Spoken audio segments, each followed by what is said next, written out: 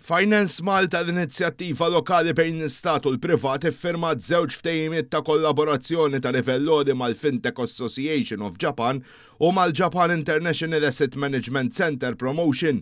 Dawn il-ftehimiet għandhom lan li jissaħħu r-relazzjonijiet bejn Malta u l-Ġappun fil-promozzjoni tal-innovazzjoni fil-qasam tal-fintech u l-immaniġġjar tal-assi, kif ukoll biex jiffaċilitaw l-iskambju ta' informazzjoni, opportunitajiet ta' negozju u investiment bejn iż-żewġ pajjiżi. F'kumment il-One News il-Gvernatur ta' FinanceMalta Joseph Camilleri qal li l-ftehimiet huma bħala pass storiku peress li qatt ma kien hemm ftehim normali fuq is-settur finanzjarju bejn Malta u l-Ġappun.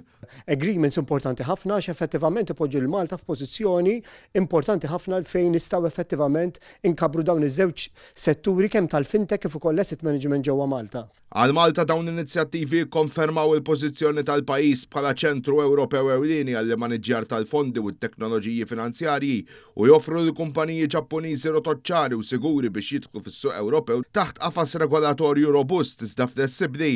Min-naħa l-oħra l-Ġappun Malta tista' sservi bħala sieħeb affidabbli fih l-Unjoni Ewropea fejn il-kumpaniji jistgħu jittestjaw prodotti u servizzi innovattivi b'mod sigur, trasparenti u f'ambjent regolatorju li jħeġġeġ innovazzjoni.